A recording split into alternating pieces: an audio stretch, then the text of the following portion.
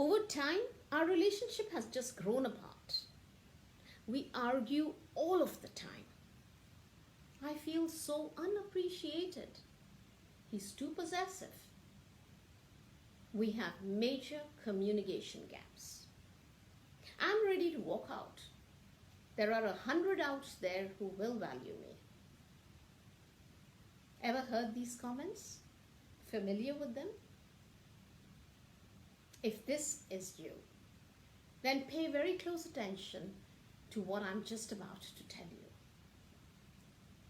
Statistics show 40% of first marriages end in divorce. Following, 60% of second marriages end in divorce, and 73% of third marriages also end in divorce. Why do you think this happens? Shouldn't people be getting better with experience? Shouldn't previous marriages and the drama around them be lessons learnt? Unfortunately, it doesn't happen that way. And that's primarily because most often you're so busy focusing on the other that you forget to take someone with you into the relationship. And who do you think that is? Any guesses? It's you. The biggest cause of relationship problems is self-abandonment. Do you agree to that?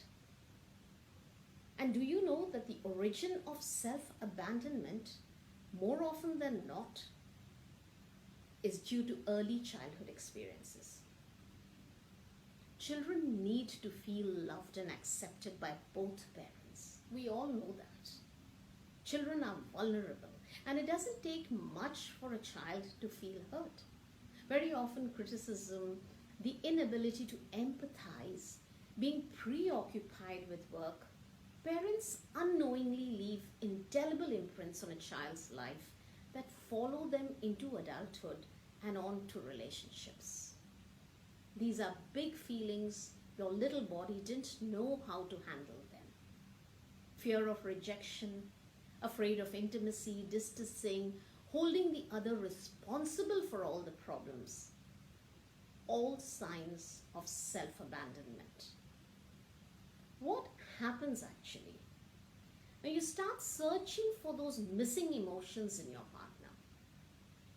You expect the other to fill those gaps, that what you do is indirectly abdicate personal responsibility for your feelings. The same could possibly hold true for your spouse at the same time. And as each partner tries to get love from the other, they end up pushing each other away, creating even more pain, even more anxiety, emptiness, anger, hatred. There's a lingering feeling of insecurity, an unstable sense of the self, clinginess, mood fluctuations. So what do you need to do? Bottom line, create your own sense of self-worth. If you don't love yourself first, you will never be able to receive someone else's love. You won't feel worthy of love that you are kind of so desperately seeking. There's no way that we can feel the connect with others when we are disconnected from ourselves. We can't share love with others when we don't love ourselves. It's just as simple as that. But here's the good news. Reversing this trend is absolutely possible. In the end, no matter who has hurt you, no matter how affected you may be, you still have a life to live, right?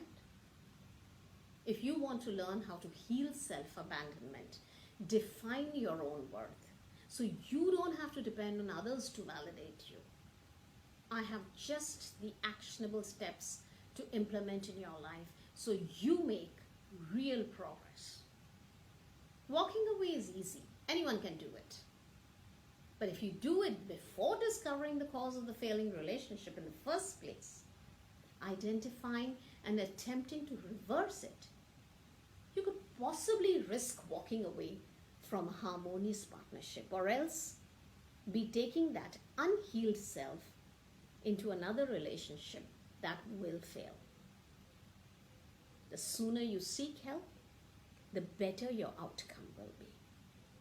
Reach out and schedule a call with me on the link provided above. It's time you made that move for yourself, for your significant other, for your relationship.